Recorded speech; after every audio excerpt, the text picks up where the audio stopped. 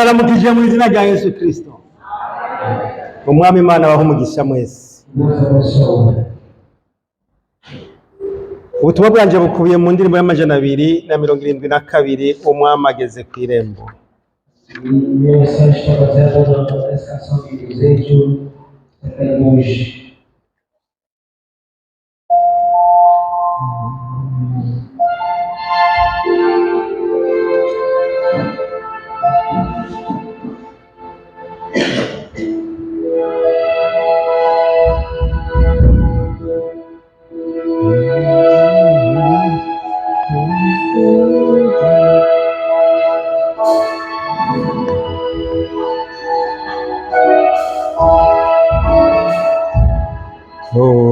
Umwami ageze ku irembo,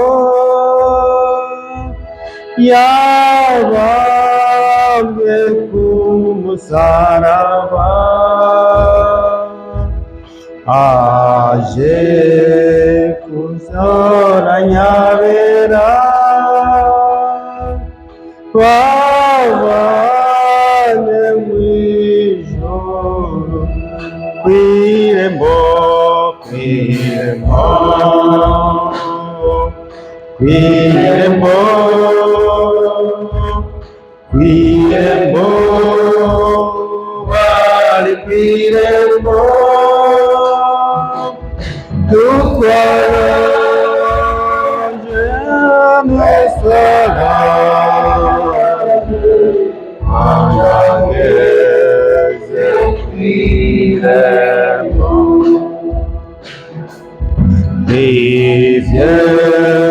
Ivyerekana yuko aje,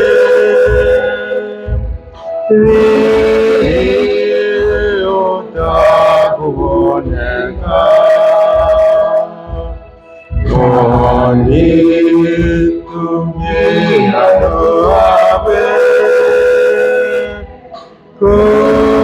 kuramba ntidupfe. Kw'irembo, kw'irembo,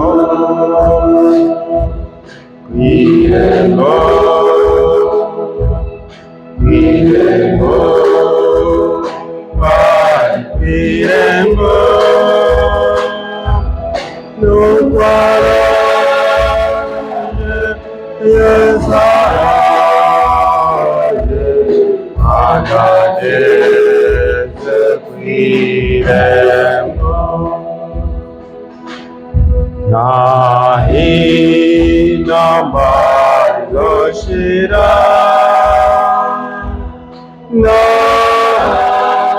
n'amahoro azohora,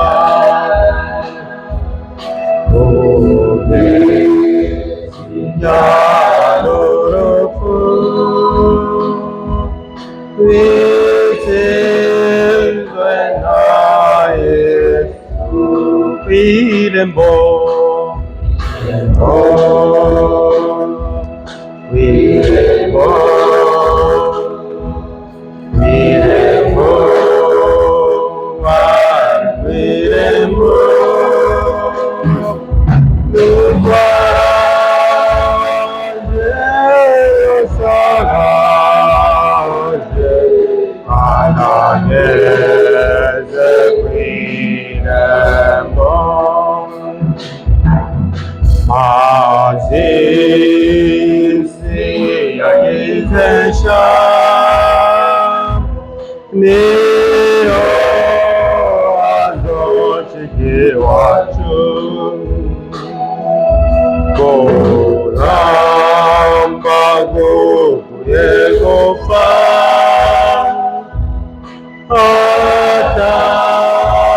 atamubaba.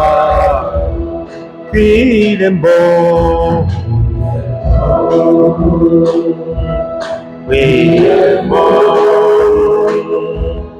kw'irembo, bari kw'irembo,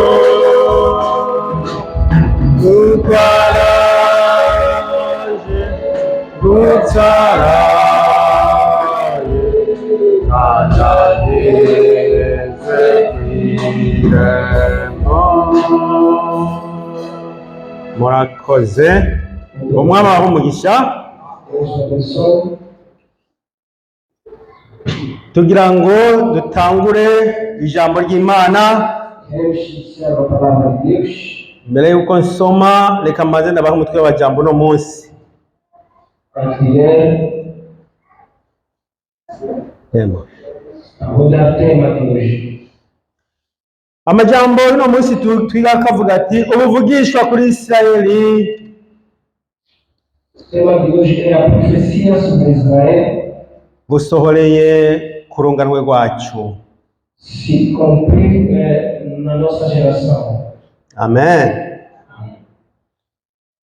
Amen. Ni ukuvuga tuvuge ku bihe n'ibimenyetso by'ibihe. Quer dizer que queremos falar sobre os sinais do tempo. Isirayeli ni igihugu kiriko kivugwa cyane muri iyi minsi. Israel é país que está sendo falado nesses dias. Kandi igihugu kivugwa kenshi. E é país que muitas pessoas falam sobre ele. Ni nacyo gihugu usanga cyandikiwe ko iyi Bibiliya hafi yose ni histoire ya Isirayeli. E é país onde vamos encontrar quase toda a história de Israel na Bíblia. Abahinga bavuga rero ko Isirayeli Então, as pessoas dizem que Israel niyo saha y'ibihe.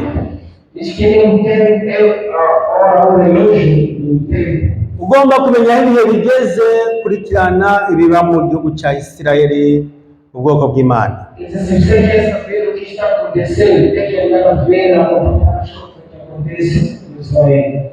Isirayeli ni igihugu Imana yemereye Aburahamu n'uruvyaro rwiwe.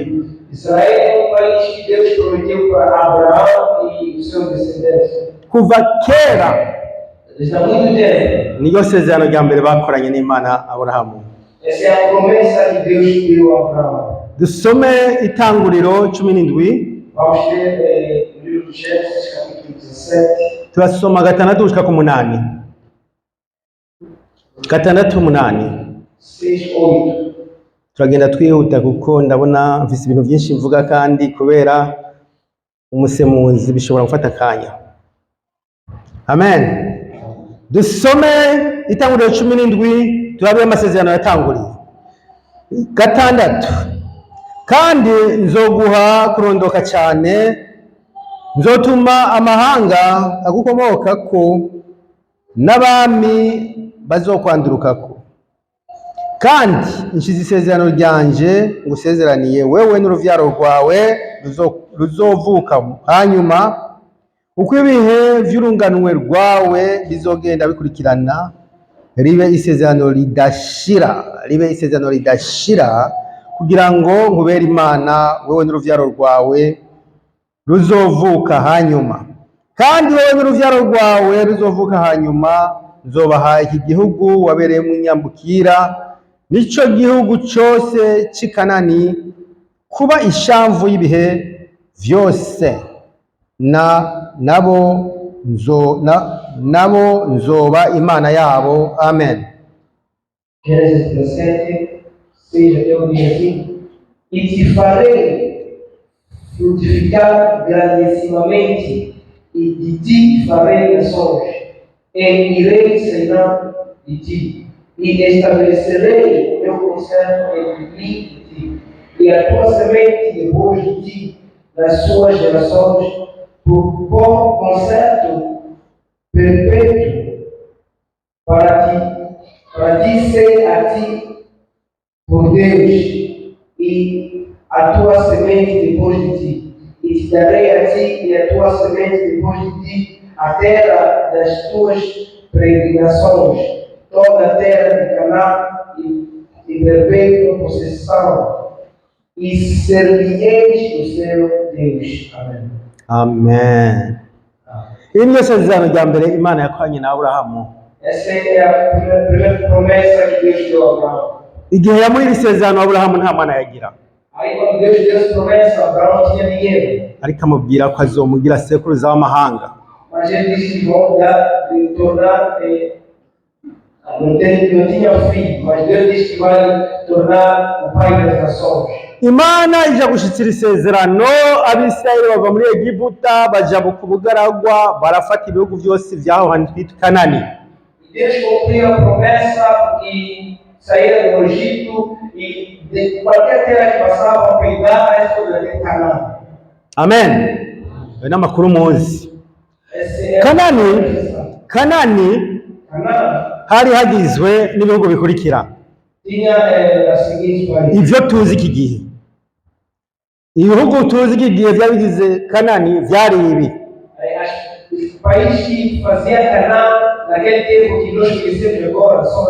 Hari Israeli y'uno munsi, hari Palestina y'uno munsi, hari uburengero bwa Yorodaniya,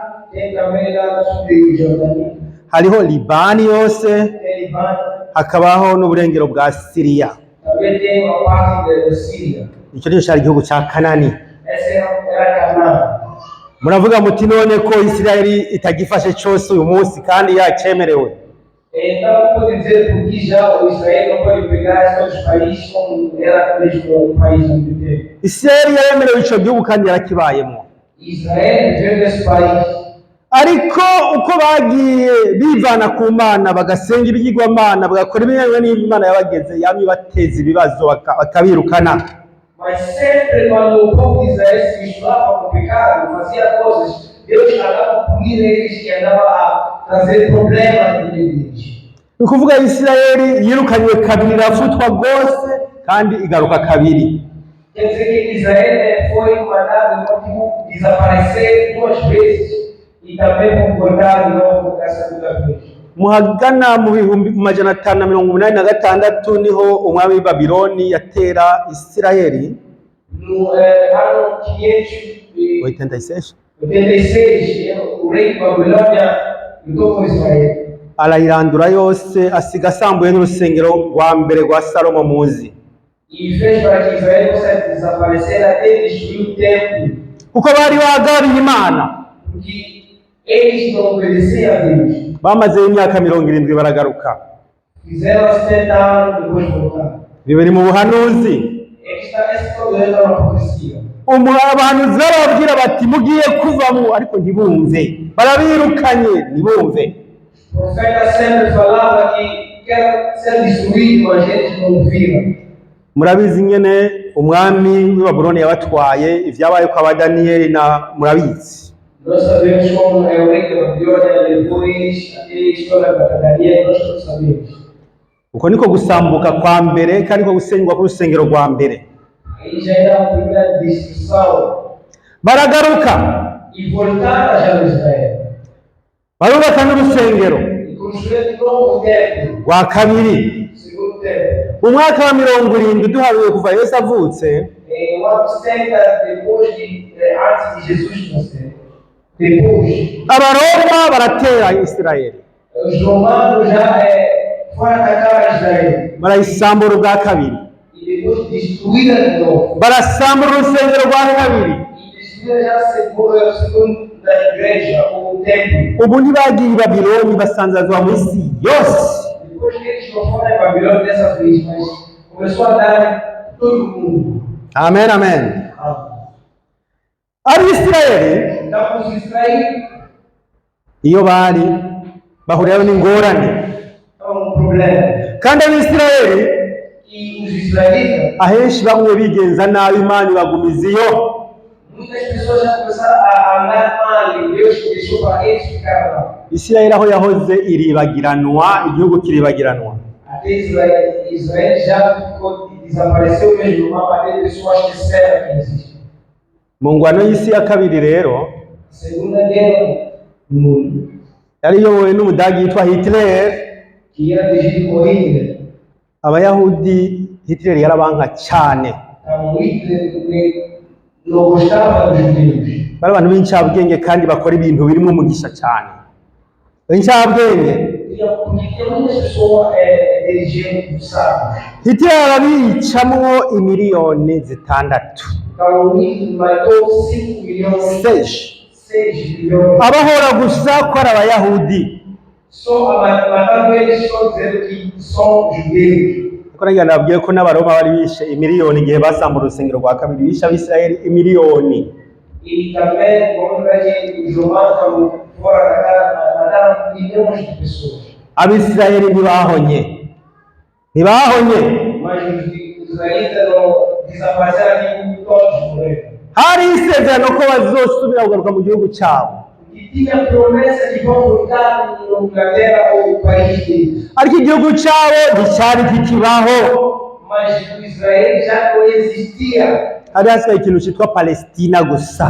Já Israel era uma coisa chamada de Palestina. N'ivyo bihugu bindi ndababwiye. E nesses países que eu falei. Amen. Amém. Amen. Amém. Turiko turakora histoire ariko turi ku bihe. Amen, amen. Amém. Mu mwaka nagomba mwumve ko tugira twinjire mu buhanuzi bw'ibihe byacu. Que para vocês entenderem, queremos entrar na profecia do nosso tempo. Ibihe byashikiye Isirayeli biriko birashika twebwe tubona n'amaso yacu n'iriye. É a esposa, o que foi dito para Israel, que está chegando, nós já ver quais são. Kandi vyatanzwe nk'ivyo mu bihe vya nyuma. E foi dado como sinais dos últimos tempos. Amen. Isirayeli yashitse ahantu bayiha Ubwongereza ngo buyiyobore. Israel chegou o tempo onde deu a Inglaterra para dirigir. Ariko mu mwaka w'igihumbi n'amajana cyenda mirongo ine n'umunani nka Mutama ngaha yaza ariho, Mas no 48 1948, ku mugoroba Abongereza aravuga iki gihugu kiratunaniye. era de tarde, logo a pessoa de inverno dizendo que nós não conseguimos, não vamos conseguir já dirigir. Hari tariki 10 z'ukwa gatanu Era dia 14 de maio. Abongereza barahaguruka baragenda. As pessoas da Inglaterra já começaram a fugir. buno nyene uwo munsi nyene Nesse mesmo dia, haca hakoreka ubuhanuzi bwa mbere bw'igihe cyacu. começou já realizou-se a primeira profecia do nosso tempo. Tugiye dusome muri Yesaya 66. Tivemos dentro de Isaías 65. Uhabona akana agacasoma Yesaya 66. Isaías 66. Turasoma kuva ku mirongo w'indwi kugeza ku 8. Versículo 7 até 8. Yesaya yahanuye ibi bintu imyaka 2000. Isaías profetizou haheze imyaka 2000 ubuhanuzi butaraba. já tinha passado 2000 anos antes dessa profecia se cumprir. 66 ndwi havuga Siyoni hatararamukwa haravyara, ibise bitaraza havyara umwana w'umuhungu. Ninde yigeze kumva bimeze bityo? Ninde yigeze kubona ibisa bityo? Mbega igihugu covuka umunsi umwe? Ihanga ryovyarirwa icarimwe, ariko Siyoni ho habaye hakiramukwa haca havyara abana. Amen. Quem jamais viu tais coisas, quem viu coisas semelhantes, poder-se ia fazer nascer uma terra num só dia, nasceria uma nação de uma só vez. Mas Sião esteve no parto e já deu à luz dos seus filhos. Amém. Amen. Igihugu ca Isirayeli Izaya yabihanuye imyaka 700 mbere yuko Yesu avuka. Isaías profetizou mais 600 anos antes de Jesus. Imyaka 700 irahera Yesu aravuka. E passou 600 anos depois de Jesus nascer. Imyaka 1000 nariko ndarura imyaka yaciye ni myinshi cyane igihe ikintu cyaba. Eu estava contando que passou muitos anos. Kuva basambuye Isirayeli yose, Depois de destruir toda Israel, kugeza uyu munsi isubiye kwitwa Isirayeli ikaronka aho yicara. até o dia de hoje, para ser chamado de Israel, Nagaze matematike nsanga hareze imyaka 1878. eu fiz matemática, eu vi que passou mais 1800 anos. ariko wowe Imana iguhaye isezerano, wowe ugomba yuko ejo riba ryabonye inyishu. Mas você, quando isso da promessa, você quer só amanhã não se cumprir. Isirayeli yamaze imyaka isaga hafi 2000 itabaho, itazwi. Israel passou mais de 2.000 anos sem existir. Abantu bari hanze barahunze, baribaza none bizogenda gute, bavuga Isirayeli nawe ntayibaho, tubigenza gute? As pessoas já estavam fugindo, não sabiam o que fazer. Ngo mu ijoro rimwe igihugu kiravuka, umunsi umwe gusa, É um só dia. itariki 14 z'ukwa gatanu 1948 Isirayeli iravuga, warayiyoboye yitwa Ben Gurion aravuga ati turavuze, turikukiye, turashinze igihugu. Aí resolveu um dia, esse homem aí, falando isso, que agora já somos um país, só eu não sou um dia. Ibihugu bikomeye byose biti egome, egome, Somos país, muri gihugu. logo dizer assim, agora já é um país, sim, aceitamos. Amen. Icyo ni ubuhanuzi bwa mbere bwabaye mu runganwe rwacu. Essa é a primeira profecia que se cumpriu na nossa geração. Dufashe urunganwe ko rufata imyaka 80 muri Bibiliya, Quando vemos essa geração de 80 anos, tuvuge yuko kuva muri icyo gihe gushika ubu tukiri mu runganwe rumwe. Amen. podemos dizer que desde esse dia até agora estamos na mesma geração. Nibaza igihe bashinga Isirayeli Mutama yarahari, yarabikurikiranye. Eu acredito que o dia que colocar Israel no país, mandar lá estava. Amen. Ikimenyetso cya kabiri cy'ubuhanuzi mu gihe cyacu, Segunda coisa que aconteceu mesmo, que se cumpriu a profecia, que se cumpriu nesse tempo. reka dusome muri Ezekiyeli 3:7. Vamos ler Ezequiel, capítulo 37. Nimurambirwe ko twakunda kuba abanebwe bo gusoma ibintu ntitunavyumva. 3:22. Ezekiyeli, ndasoma nihuta sindindira ko mushikayo. Ezequiel 37. Maze Uhoraho agize ati raba, ngira nkura Abisirayeli mu mahanga bagiyemwo, mbakoranirize hamwe mbakuye mu mpande zose, mbashikane mu gihugu cyabo bwite, mbagire ihanga rimwe mu gihugu ku misozi y'Isirayeli, kandi umwami umwe niwe azoba umwami wabo bose. Ntibazokongera kuba amahanga abiri ukundi, canke ngo bagabanywe mw'ubwami bubiri ukundi. Amen. 37, Ezequiel 37,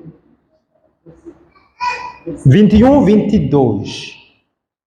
Ezequiel 37, 22. Disse depois, assim diz o Senhor Jeová: eis que eu tomarei os filhos de Israel de entre as nações, para onde eles foram, e os congregarei de todas partes e os levarei à sua terra. E deles farei uma nação na terra dos montes de Israel, e um rei será rei de todos eles. E nunca mais serão duas nações, nunca mais para o futuro se dividirão em dois reinos.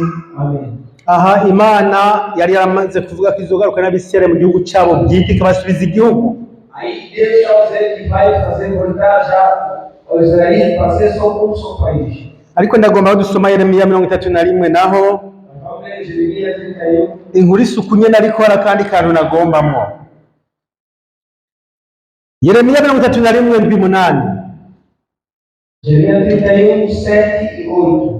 Kuko uko ariko Uhoraho agize ati muririmbane umunezero ku bwa Yakobo, musemerere ku bw'umukuru w'amahanga, mwamamaze mushima muti Uhoraho kiza abantu bawe, nibo masigarira y'Abisirayeli.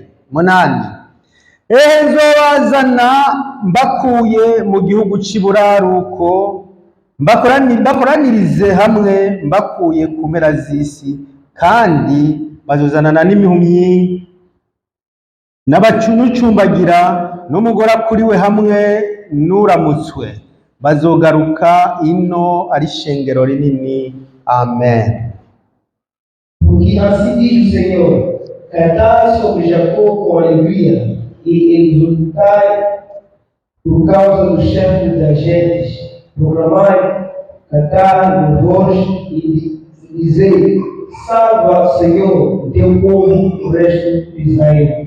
Eis que os trarei da terra do norte e os congregarei das extremidades da terra, e com eles os cegos e aleijados, as mulheres grávidas e as de parto juntamente, em grande congregação, voltarão para ti. Amém. Amen. Ntusinzire. Amen. Ukurikiye ndazi ntuze kuvuga ibintu utazi. Amen, amen. Isirayeli iriko iragaruka iwabo.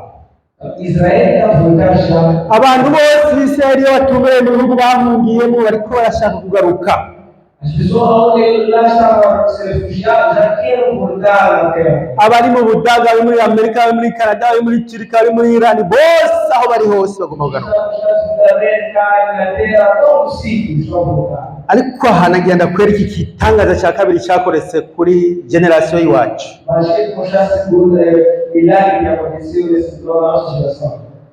Bavuze igihugu cy'uburaruko hano. Ninde bayibaza icyo gihugu icyo ari cyo? Igihugu cy'uburaruko kinini kiri muri haruguru ya Isirayeli. Geography muri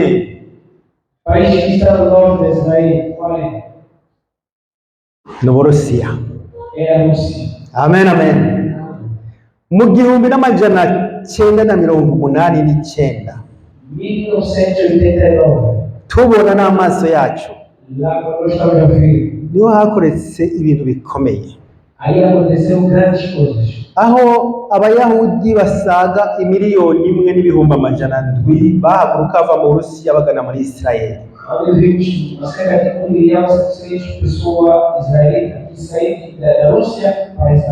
Ivyo sinsubira kuvuga ibya Mutama Aroni, ivyo naravyiboneye.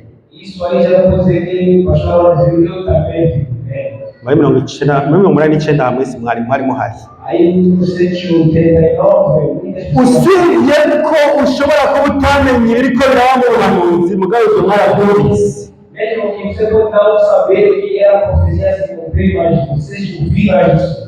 Amen. 89 nari mu mwaka wa gatatu kuri universite mu Burusiya. Umugenzi umwe araza arambariye ati jewe burya ndi Umuyahudi turatashe iwacu.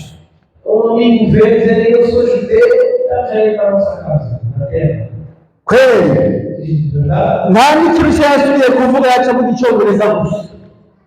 Nta n'ikirushya yasubiye kuvuga, yaciye yivugira Icyongereza gusa ati turagiye iwacu. Ndamuherekeza kabisa, yitwa Michael. Ndamuherekeza Michael, ndamushikana ku kibuga cy'indege. Na jewe narizi ko ari umuhanuzi uriko burakoreka. Cyane cyane n'ibintu sinavyemera cyane. Ko batwigisha ibinyuranye n'ibi. Batwigisha ibinyuranye n'ibi. Ariko mariye gusoma nkabona igihugu cyo mu buraruko ngene n'abantu bazokivana bamwe bagana muri Isirayeli.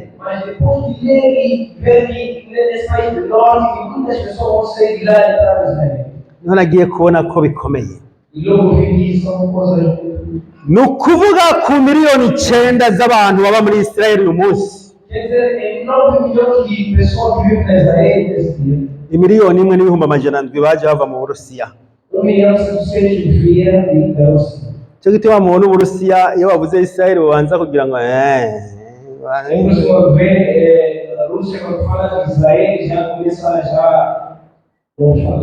kuko igihe kizogera Uburusiya butere kiriya gihugu, mugabo ubu igihe ntikiragera.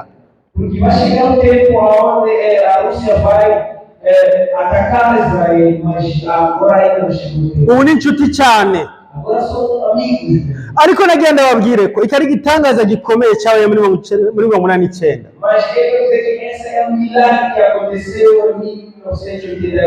Kuko iriya ntwaro yitwa iy'Abasovieti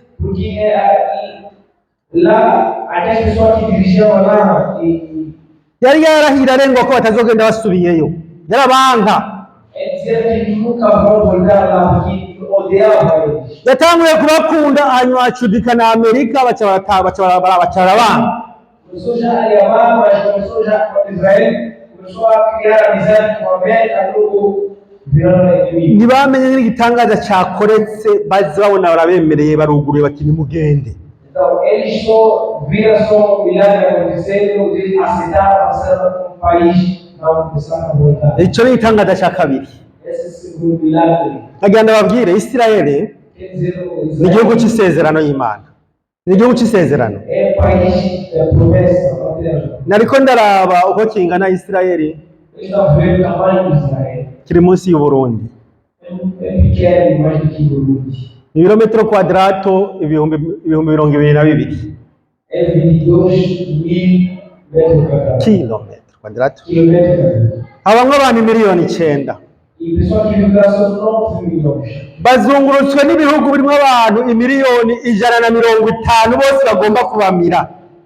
E aí tem os países que odeiam Israel. Tem mais de 150 milhões de pessoas e todos querem atacar Israel. Ariko ukozeko gusa Mas basta você só tocar em Israel. uraronka umuriro utazi yujuva. Aí você vai ver fogo que ninguém sabe você vai ver onde vai sair. Muriko murabikurikirana ntitubijamo cyane nibiri ku mateleviziyo yose y'isi. Estamos já vendo o que está acontecendo. Uwagerageje yariboneyeko. A pessoa que tentou atacar, ele não viu que é difícil. Kandi mugume muri abo bihugu nababwiye aho Isirayeli yagera Kanani nirahagera kandi bishoboka yuko iguma ihashaka. E aí, quando diz que aí Israel era grande, tipo, era Canaã, até agora esses países aí, pode ser que Israel também quer pegar esses países. Amen. Icya gatatu Terceira coisa, tusome muri Daniyeli 12. vamos ler Kane. de Daniel 12, 8.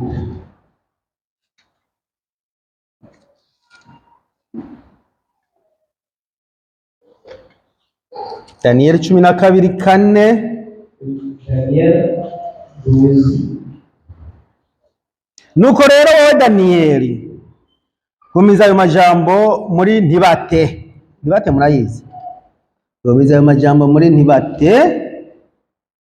Umatanisha ishashara igitabo cyayo udome ku ikimenyetso gushitsa igihe c'iherezo. Niho benshi bazosesangura muri cyo kandi ubwenge buzorwira. Amen. Reka nsubire nsome hariya kuri 8. Ndavyumva ni Daniyeli avuze. Ndavyumva ariko sinabitahura. Nca ndabaza nti databuja ikizoherukira ibindi muri ivyo nikihe? 9 aranyishura ati gire Daniyeli kuko ayo majambo arakabanga amatanishijwe ishashara idomye ko ibimenyetso gushika igihe c'iherezo. E tu, Daniel, fecha essas palavras e sela esse livro até ao fim do tempo. Muitos correrão de uma parte para outra, e a ciência se multiplicará. 8. Eu pus ouvi, mas não entendi. Por isso eu disse, Senhor meu, qual será o fim dessas coisas? E ele disse, vai, Daniel, porque estas palavras estão fechadas e seladas até ao tempo do fim. Ndasaba muhigo nsomere icyo gice cya kane bavuga ngo iki ngomba kubona ubwenge hano ngo la science se multiplicara hari yavuga ngo iki ko ubwenge buzokwiyongera. Kane nuko Daniyeli yumva igitabo atanisha ibimenyetso kugeza igihe cy'imperuka benshi bazagaragara hirya no hino kandi ubwenge buzagwira abandi. Amen. Ubwenge ntibabona ko bwagwiriye. Hari umuntu atabona ko ubwenge bwagwiriye. Aqui ninguém não vê a ciência se multiplicou. Aha noraba mu wese nsanga afite telefone ngaha. Aqui posso olhar e olhar aqui que cada pessoa tem telefone aqui. information muronka muri telefone A informação que você recebe no seu celular, ku munota umwe por minuto, yinjira muri internet, que entra na internet, bavuga yuko ikuvye inshuro zibiri information ziri muri bibliothèque nkuru mu Bufaransa. quer dizer que a informação que você recebeu um minuto só é 2 vezes a informação que está na biblioteca, que está na biblioteca da França. Irimo miliyoni 14 z'ibitabo. E tem mais de 14 milhões de livros. Ni ukuvuga information muronka kuri internet nta muntu n'umwe ashobora kuzakira ngo umutwe wiwe ubeho. Quer dizer que a informação que você recebe na internet, não existe uma pessoa que pode receber tudo ao mesmo tempo. Nico gituma abana bacu mwebwe urwaruka É por isso que jovens, nossos filhos, nibagubukanira amaso uraba bijya bintu byose bikiri imbere yawe umutwe wawe uzoyayuka. não é só abrir os olhos, olhar a coisa que está acontecendo aqui no telefone, você vai ficar maluco. Kuko ibintu biguma biza ugukurikira biza byose ubona biguma bigukwega kugeza umutwe wawe ukayayuka ukayonga. Porque sempre essas coisas vão dar a vida, até o dia que você também não vai aguentar. Amen. Ubwenge bw'abantu buzokwiyongera. Então a ciência se multiplicará. Imana irabwira Daniyeli Deus falou com Daniel, ibizoba mu gihe cy'iherezo. o que vai acontecer no último tempo. Iramubwira Daniyeli, Diz Daniel, wowe fata ico gitabo ugarutse ushira kwishashara. você despecha esse livro e Será? sério, Kuko wewe porque você, n'urugarwe rwawe ntabwo mushobora kumva pessoas da sua geração não vai ver isso aí. bikiba mu gihe cya nyuma bariya bazovyumva Mas tem guardado para a pessoa do fim do tempo. kuko ubwenge bwabo buzoba bumeze ukundi buzokwiyongera. Porque a ciência deles vai se multiplicar. Bariko baravuga ko abisirayeli bazogaruka ku mababa y'inkukuma, Aí estava falando que os israelitas vão voar tipo águia. bazogaruka mu gihugu cyabo ku mababa Vão ficar no país dele com águia. iyo yari indege. Amen. Iyo yari indege. Daniyeli nta ndege yabonye, Então Daniel não viu isso. ariko yabonye mu herekwa ikintu kimeze nk'inyoni. Mas ele, quando viu na revelação, viu uma coisa parece águia ou um pássaro. Imana imubwira ivy'inkukuma, ivy'inkukuma kuko nta bindi yumva, niyo kumubwira indege. Deus falou sobre a águia, porque é uma coisa que eu acho que podia entender, porque pelo menos ele afinhava. Amen. Ubwenge bw'abantu buzokwiyongera. Diz que a Ubwe- ciência de pessoas se multiplicará. uyu munsi turiko turavuga Hoje que estamos a falar, isi iriko irategurwa a terra já está a ser preparada kugira abayibayeko bose bashikire umwanya umwe. para que as pessoas que vivem na terra, toda pessoa pode chegar a ele cada um. Ni ukuvuga antikristo ariko arategura ibikoresho azokoresha muri wa mwanya wiwe wo gukora. Quer dizer que o anticristo está preparado, mas para usar o tempo dele para chegar. Amen. Amatelefone, Celulares, amakomputador, computadores, internet, réseaux sociaux, essa internet com as redes sociais, transport esse material, z'indege. essa coisa de avião. Mbega murazi yuko burya twebwe twagiye kwiga hanze muri 85 Eu estive lá estudar fora em 1985. ico gihe mu gusezerana n'abavyeyi n'abagenzi bavuga ngo adieu adieu Esse dia para se despedir com a família, dizia ngo naho ku Mana adeus. adeus, meu adeus. Kuko baragenda imyaka 6 haba hari ikiwanyu warumva. Você ia lá e passar 6 anos sem nenhuma informação. Amen. Ariko uyu munsi Mas hoje, cyemba ariko ndavugana n'umuryango umwanya wose ukoranye aqui ku birometero 1010.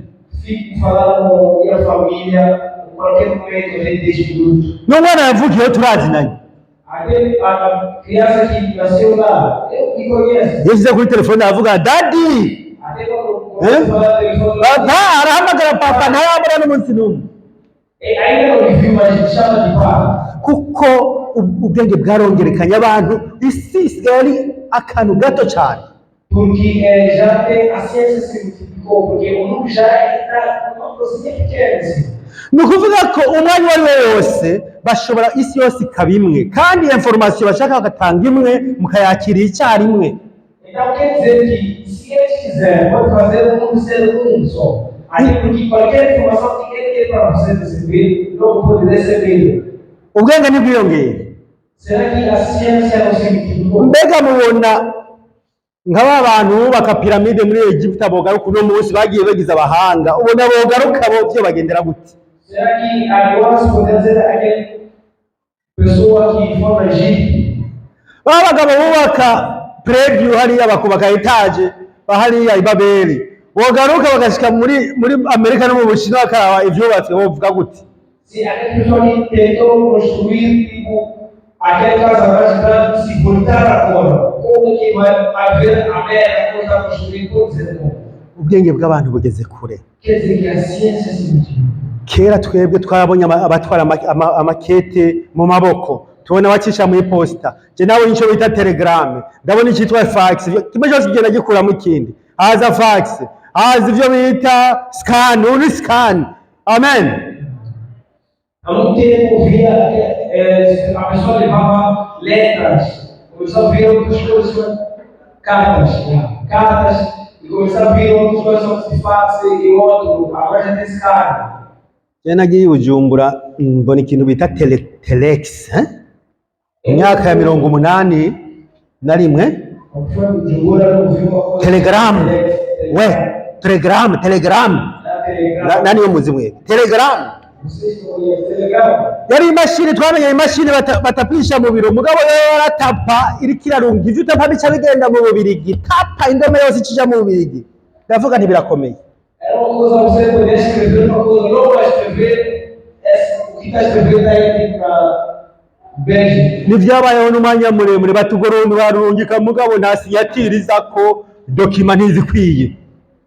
Já ficou um tempo que você poder escrever, mas não assim.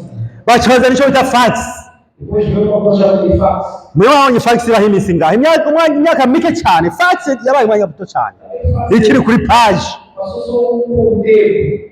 Basanga rero ngene biza bifitaga ibintu bisa na photocopy, ubageze ku bintu bita scan. Já passou isso as coisas, agora tem scan. Urudome ku rundi signatire ku yindi kagende document neza original gashika. O documento pode enviar escaneado por vídeo da mesma forma que você escreveu. Naje nigaha narasinye ibaruwa yo kuvuka ku mwana wanje. Narayisinye ndi ngaha. Amen. Eu mesmo aqui também assinei uma carta de documento de acesso de dinheiro. Amen, amen. Ubwenge buzoguma bwongerekana. A ciência se multiplicará. Indege, Avião, ibigendajuru, satélite. ubu abantu baragenda bakamara imyaka 2 mu kirere batagarutse ku isi. Agora as pessoas podem ir lá no ar já ficar 2 anos sem voltar aqui na Terra. Abantu kera bagwanisha imbugita n'imyambi. No tempo usava flecha e faca. Batazana inkoho automatique. Começou já a trazer já a arma. Baja muri blende, baja muri char. Entrou numa da escola de chá. Ubu bagiye mu ndege z'intambara. Agora já tem avião mesmo da guerra. Ubu hageze mu byo bitwa drone. Agora já tem chão de drone. Nimwamukurikirana intambara iriko iraba hariya muri Ukraine, Abarusiya batanguye batazi drone icyo ari cyo, ariko izo bakora n'iriho nyanganda. Ubwenge mu mwanya muto buriyongera. Se você vê lá na Ucrânia, há muito tempo as pessoas da Rússia não sabiam o que drone, mas agora faz coisas terríveis mesmo. Quer dizer, a ciência se multiplicou. Rero hari ubwenge bita artificiel, icyo bita ubwenge bw'ubukorano, bijya imashine bitwiyumvirira. Então tem também a inteligência artificial. Ubu burarengera ubwenge bw'umuntu. Essa já ultrapassa até o pensamento ou inteligência do homem. Kuko birihuta cyane kudusumbya. Porque é rápido mais do que o homem. Bavuga yuko icyo bita ubwenge bw'ubukorano gifise vitesse ingana n'imiliyoni 100 ubwonko bw'umuntu. Imiliyoni 100 inshuro imiliyoni 100 ubwenge bw'iwawe. Uri kuriyumvira wewe. A inteligência artificial é muito rápido, é 100 milhões de vezes rápido do que o homem. Aba bagabo bari imbere yavyo abitwa ba Elon Musk bariko bagira bati rero bahamagara abantu ngo twicare turabe neza kuko ibi bintu turimwo bigiye gutera ibibazo.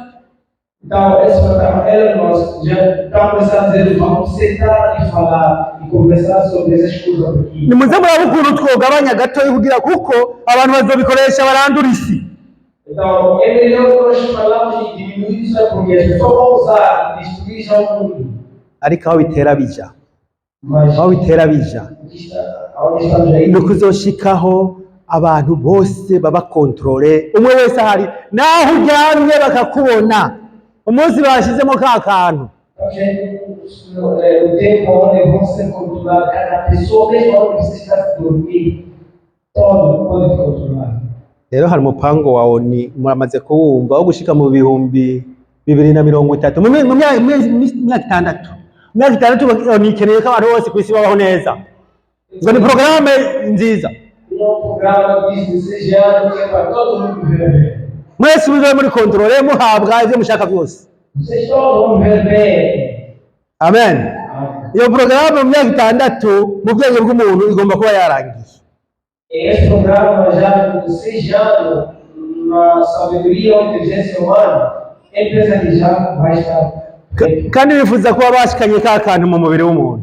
Isso quer dizer que vão colocar aquele o chip logo no corpo. Amen. Ariko kajya kantu kandi Mas aquele o chip, niho ngomba kugabishiriza. aí já há um pequeno nos avisar. Nikazoza mu muntu ishengero rikiri ngaha. Aquele não vai entrar no homem quando a igreja ainda está aqui na terra. Nitwa twavuga ibimenyetso s'igiterabwoba. Quando estamos falando de sinais, não é para fazer ficar com medo, não. Tuko tuvuga ibimenyetso tubona n'amaso yacu kugira twikangure.